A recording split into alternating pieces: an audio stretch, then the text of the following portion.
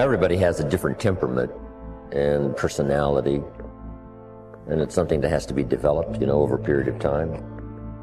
We all must deal with that dark side of our nature, the positive side of our nature, and it isn't that it ever gets done or finished, but that we should suppress those things that would cause us trouble, not only within ourselves, but cause us trouble with someone else.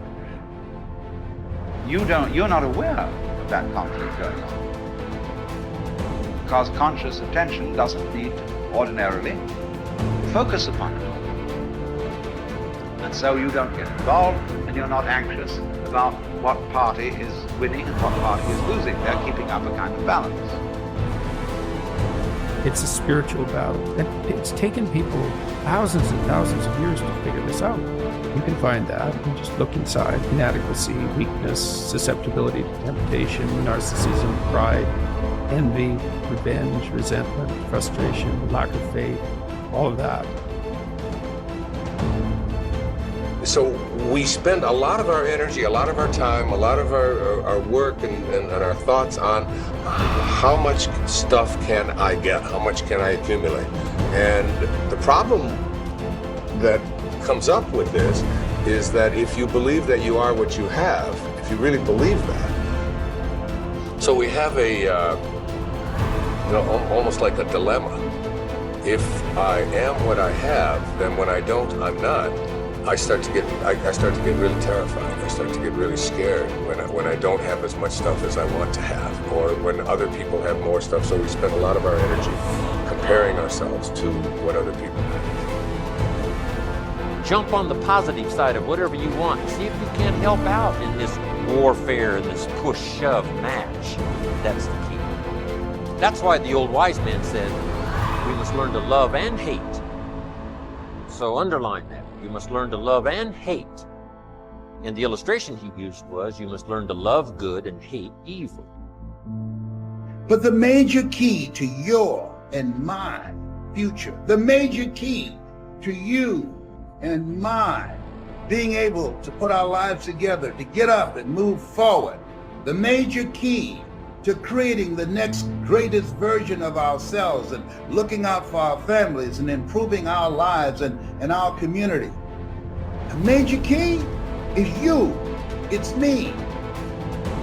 It's all of us. We have to decide that we're going to take responsibility.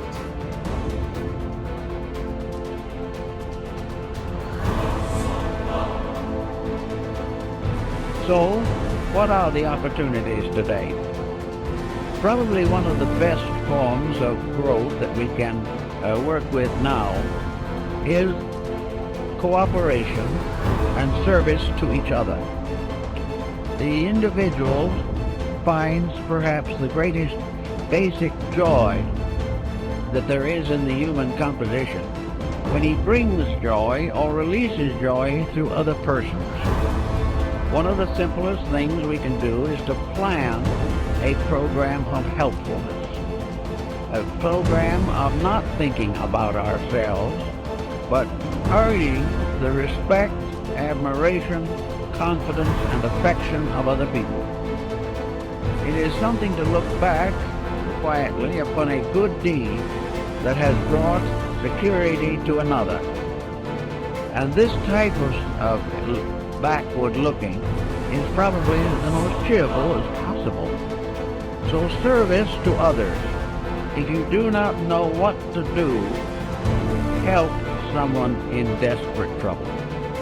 Forget being deprived of a few hours of television or being requested to turn away from some ordinary leisure that you have planned. But try to see what you can do to help other people. Now, if you have special trained abilities in these matters, there are many opportunities that open themselves to the person who really wants to help. If you have music as a background and have the abilities, find some young people who want music and cannot afford it.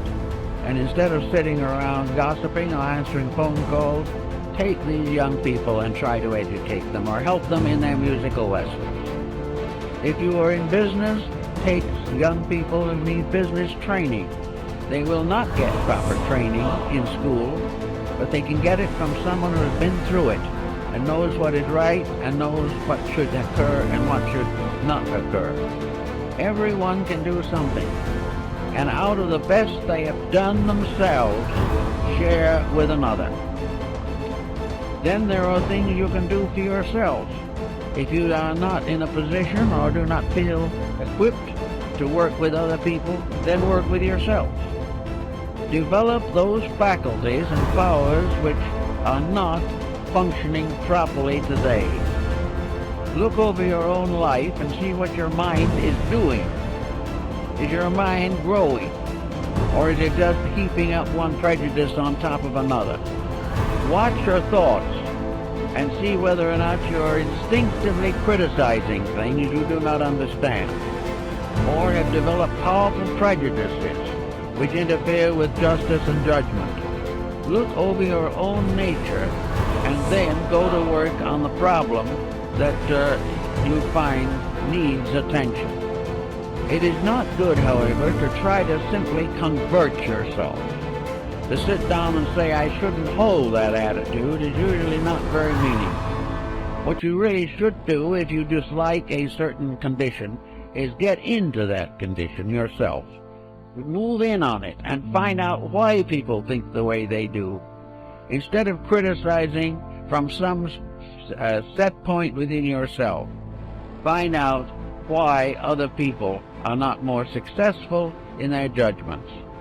I know a number of persons who have simply gone into various walks of life which are not their own in order to find out how other people really live. And it is almost certainly an eye-opener. If you do not wish to go through all this, it then is the best attitude you can have is to believe firmly that every individual is doing the best he can for what he is. And it is always important to try to estimate what he is and help him to become better.